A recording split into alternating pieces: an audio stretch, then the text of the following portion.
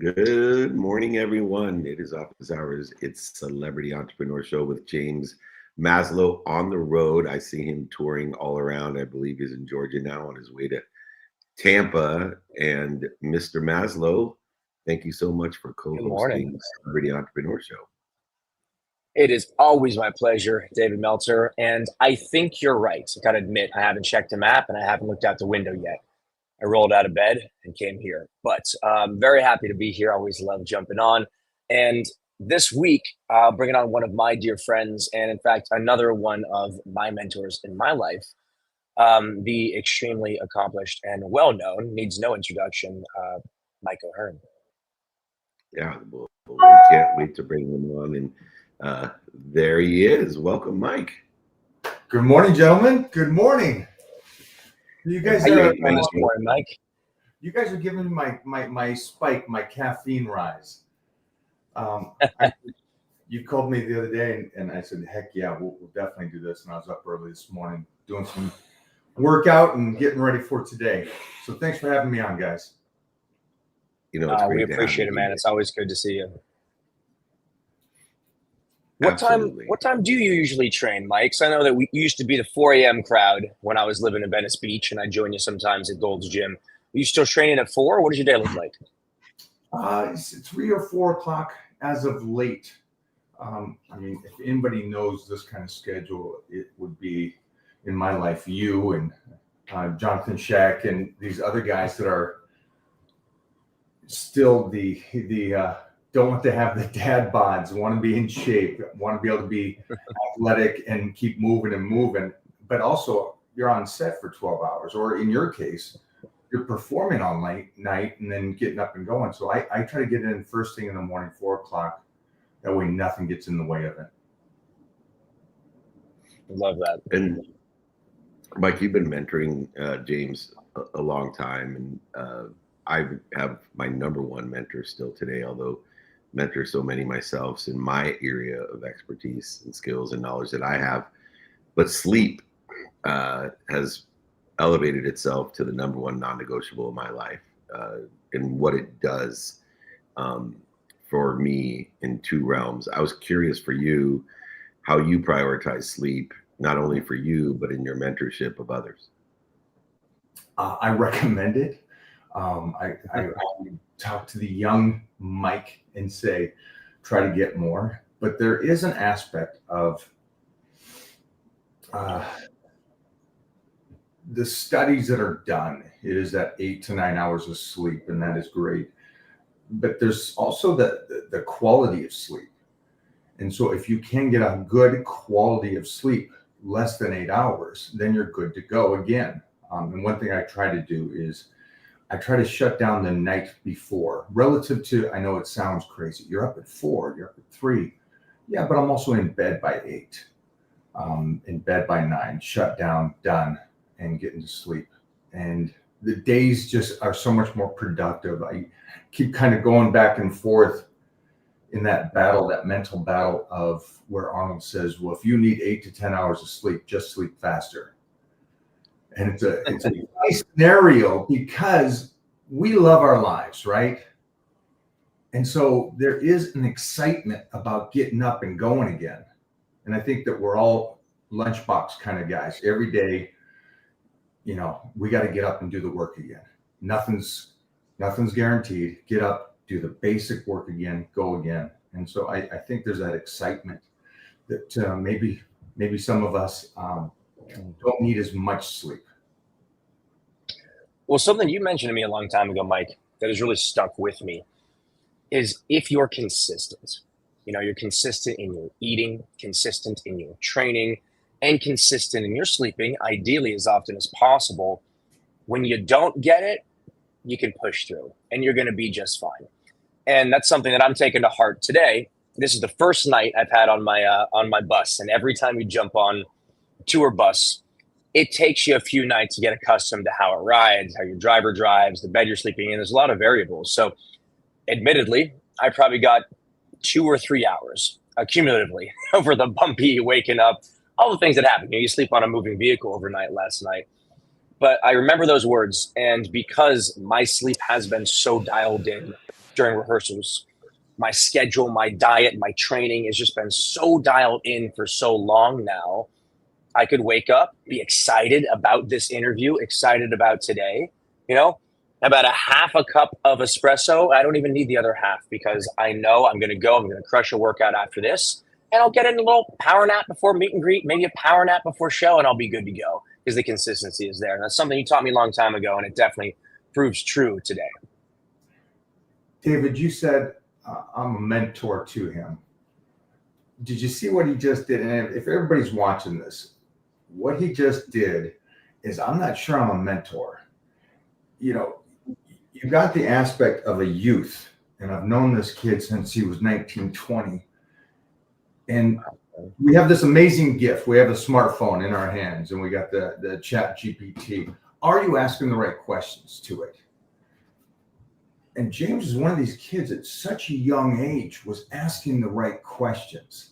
And if everybody said that I'm a mentor, I think James is one of those guys who can ask the young man with an old soul questions to get what he needs so he can keep motivating and pushing through life and keep growing and growing and growing at such a young age. It's so impressive to me to see that. Thank you, brother. I appreciate you saying, but you really do. And I know we were talking about sleep, but he picks up on the little things. And I think he's 100% correct. The best you can do on that day is always to go.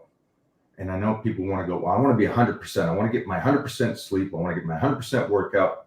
And it's like, that's in a perfect world. That's great. It doesn't really work that way.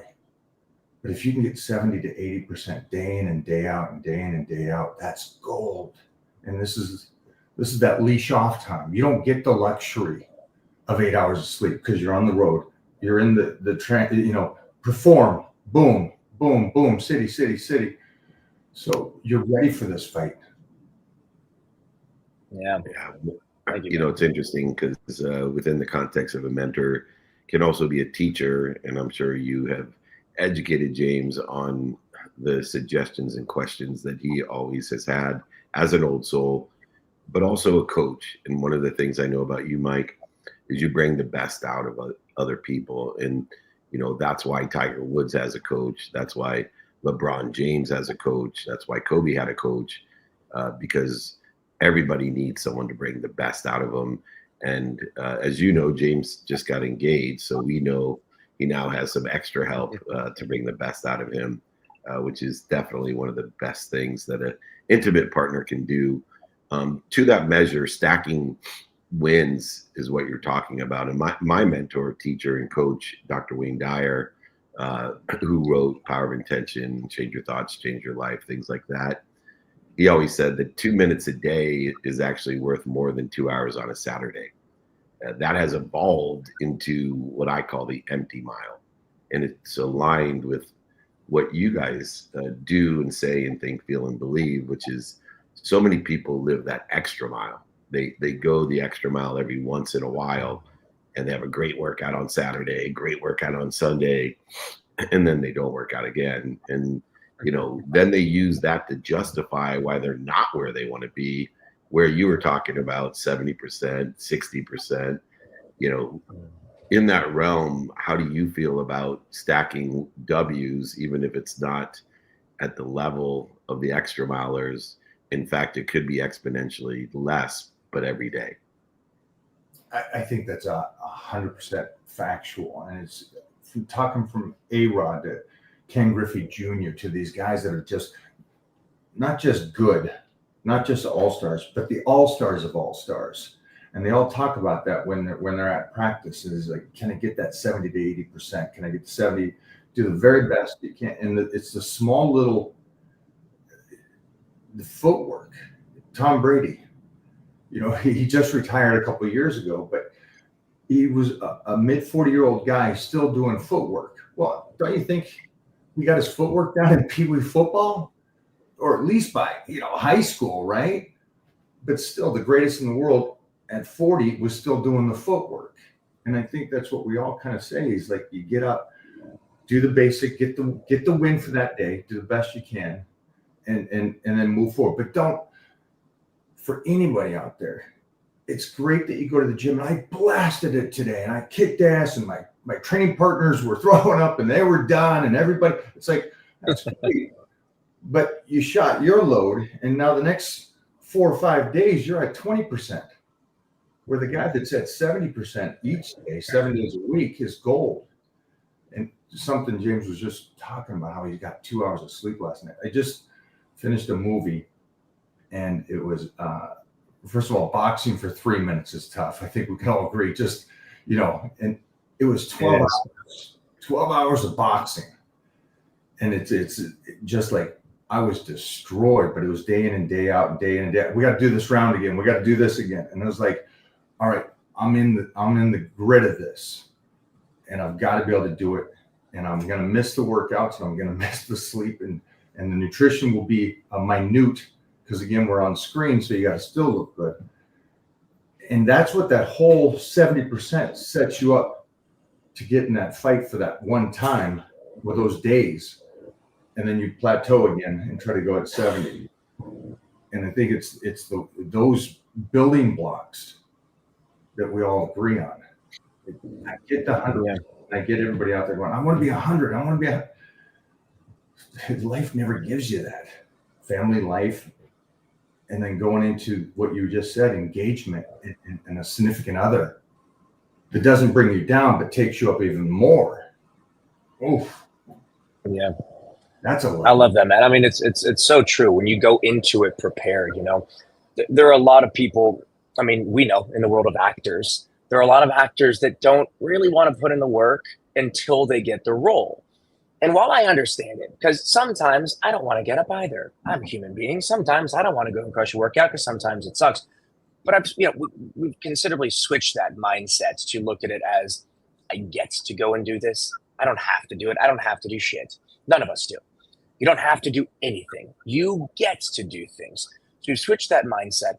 But the difference between the people, the actors in this situation that wait until they get the role and have 6 weeks to prep, or 4 weeks to prep, and then the ones that just stay ready and just stay consistent, even if they can do it in 4 weeks, you know, and some people can shift their body enough to look pretty good, you know, even if you can, they're not going to be as resilient. And I think that's what you're talking about here. Your body's ability, your mind's ability, heck, your health's ability to stay resilient through the literal or figurative punches you're going to take with hard days, whether you're on set or on tour. And, you know, man, the older I get, and I've had my journey and I continue to be on my journey, but the older I get, the less I do the things that take me away from staying ready, namely drinking. I pretty much cut it out a couple years ago. That, you know, it may sound silly to you guys at this point, but it's such an obvious and huge one that most people, especially young people in their 20s and 30s, can control, that we know is not helping us. And let me tell you, cutting that out, at least drastically minimizing it, has given me such superpowers in terms of resilience and recovery. And I've seen my body's reaction to proper nutrition and no drinking completely respond to that. So, I mean, just back to going to the fundamentals, the building blocks, back to the basics, but more than anything, staying consistent with whatever it is you want to do helps you be ready for the hard days and hard months. I got a question for you guys. 2 questions. One is, an opportunity really isn't an opportunity unless you're prepared for it. Is that not somewhat true? Absolutely. Absolutely. You can't see. We're all, whatever we put into things, whatever we give, we have to be prepared to see what we're given. And whether that's physically, mentally, emotionally, a lot of people aren't prepared to see what they're given. So they feel punished or left out. yeah, I think it's an interesting thing because it's a twofold. Is that I get some knocks at the door on opportunities, but I can only succeed through those opportunities if I was prepared already for what was you're not aware of, and then they come knocking. Yeah. And can you do this? Oh heck yeah, I can do that. I'm good for this. I can do. Oh, I'm scared shitless, but I'll do it. I'll prepare even more for it. And then the second thing is, what do you guys think about James giving up drinking? Where society, and I know James and I have always been this way. Hey, you want to go meet at the bar? 100%, the gym bar, squat rack. Right? Not the club.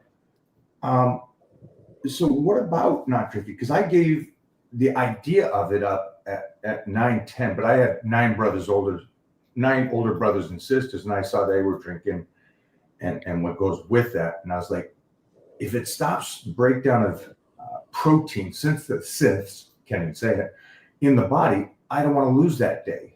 And so I just never picked it up. But people think that that's what you do if you go out with the guys on a Friday and Saturday night. What's your take? I think at a bigger level, my whole life shifted later because I thought it was not interfering with where I wanted to be because I had such great success. A lot of people genetically can look terrific in their 20s. I was wealthy, married to my dream girl. And so I was so focused on the outcomes that I felt that the behaviors I had must be okay. Until I quit drinking, until I quit doing the behaviors that interfere with my potential, I didn't realize what my potential was. And so I categorize behaviors. Good behaviors are those that are aligned with where I want to be or better. Bad behaviors are those which interfere with it. And I think alcohol and drugs and staying up late at night if you're going to wake up early, there's a variety of things that I think in my trajectory, my divine direction towards my potential, it's quite clear what behaviors are aligned and which ones are interfering with it. And it's not just the wisdom from people like you, Mike and James, but it does incorporate faith, because that awareness that you talk about, when you're prepared, sometimes, like you said, Mike, there is no evidence that you can do it, or the evidence is contrary that you can do it.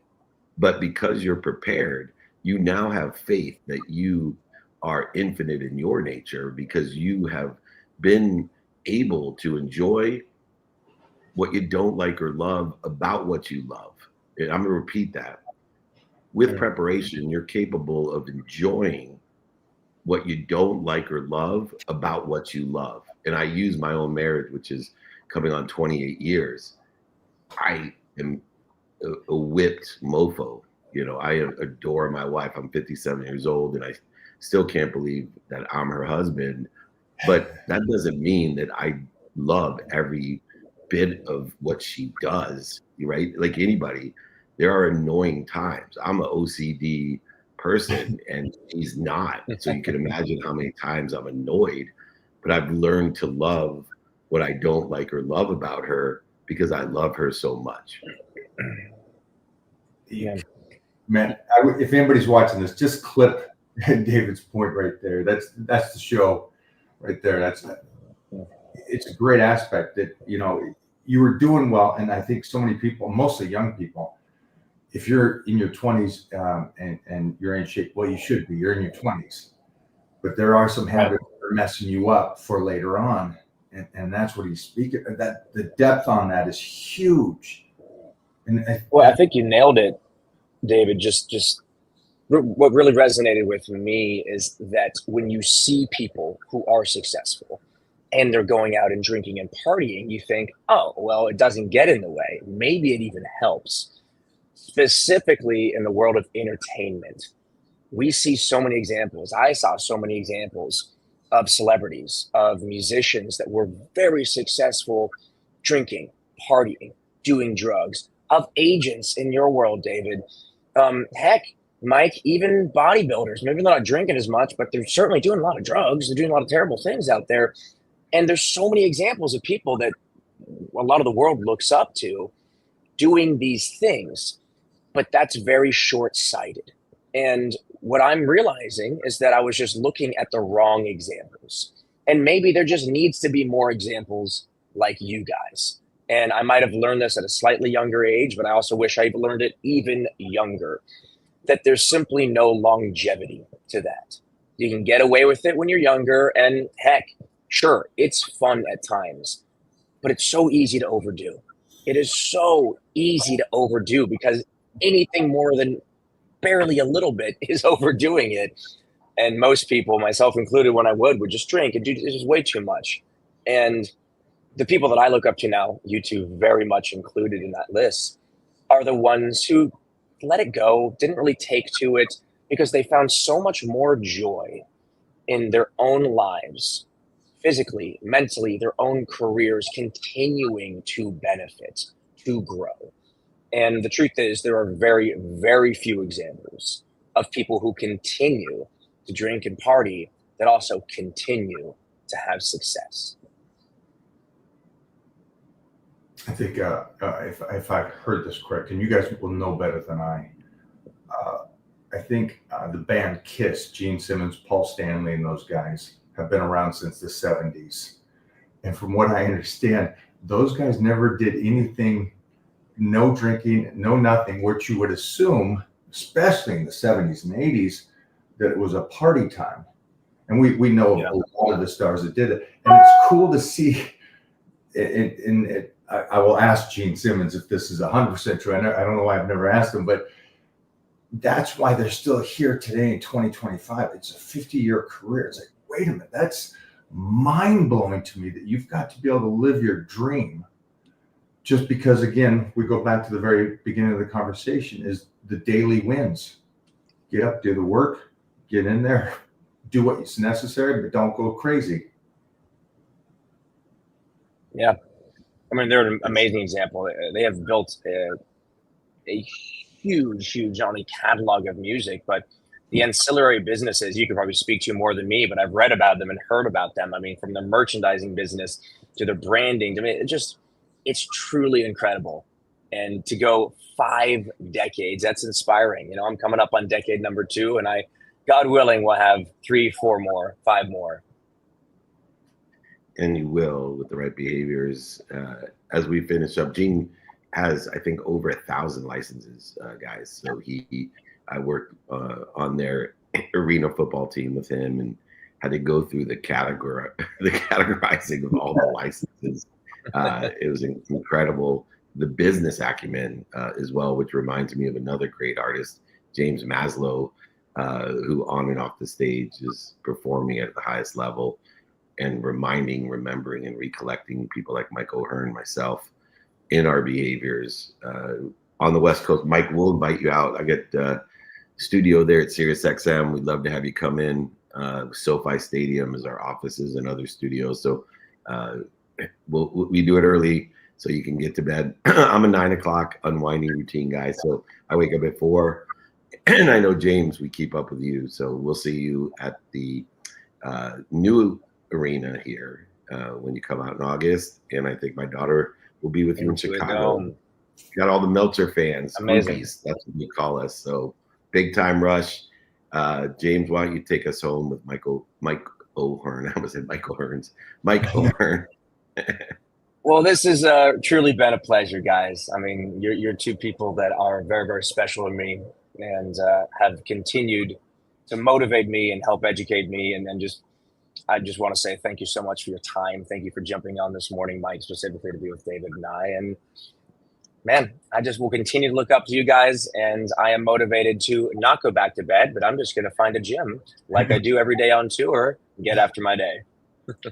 Thanks, guys, for having me on. I appreciate it. David, we'll stay in touch. And James, continued success, brother. And I love the check-ins that we do back and forth. And if you're out there, guys, I would clip a lot of these and just take them with you. There's a great knowledge that you both gave everybody. The journey and the youth all coming together. Thanks, guys. Thank you. Thank you, brother. That's awesome. All right. What's your takeaway of the day, Mr. Maslow, before I go work out? I mean, you know what? You say this all the time that this is just an excuse to hang out with our friends, and it really is. It's become one of the highlights of my week. The guests we get to bring on. Mike is very, very special to me. I mean, he came up to me, man, 15 years ago, just working out at Gold's Gym, and said, "Hey, man, I see you in here every day, and I see you not talking to other people, just listening to your music and crushing it." And he's like, "Just keep it up. I'm around if you ever need anything." And I just started asking him questions, and he was so impressed that I was asking him questions. So many people want a photo with him. He's one of the greatest of all time in the bodybuilding world, and now in the acting world, he's growing and growing. But many people wouldn't take the time to ask him questions. And I think you and I hit a resonance early on in our relationship where it's very similar. It's like I'm unabashedly unafraid to say, "Give me what you've learned, where you've gone wrong." So my takeaway is simply sharing my perspective, my experience, and my inspiration from you two, and encouraging everyone else to do the same thing. Don't be afraid to ask questions. Seek out people who are living lives that you want to live, or at least things you want to learn, and ask questions. I love it. That's how I became friends with Flex Lewis. He was working out every day, so I walked up and said, "If you need any help, I'm here for you, brother." And we became friends. I tell people But all the time, I taught Mike everything he knows. but more importantly, my takeaway of the day is stack your W's. Too many people, they miss a sleep night. They get 2 or 3, and then they make it 2 nights, 3 nights, 4 nights, 5 nights. Don't stack the L's, stack the W's. Pre-prioritize the L's from the day before into W's the next day, helping to stay consistent to enjoy what you don't like or love about what you love. James Maslow, I love you. I'm proud of you, and I always Love you have too, your buddy. back. Can't wait to see you on tour and a whole different world. Let's all feel blessed today. Enjoy your weekend. James Maslow, thanks for joining us on Celebrity Entrepreneur Show. Thank you, David Meltzer. Appreciate you. Appreciate you.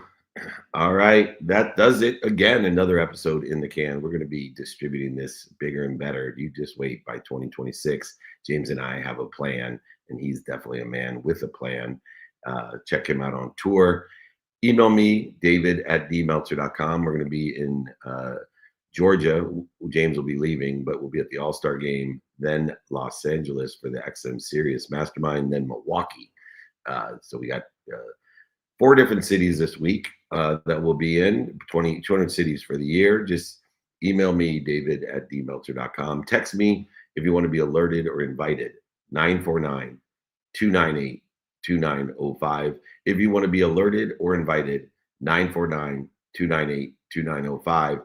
If you don't like to be alerted or invited, do not text us at 949-298-2905. Remember, most importantly, Mr. Maslow, be more interested than interesting. Be kind to your future self and do good deeds. You are all blessed. Have a great day. Every day, on,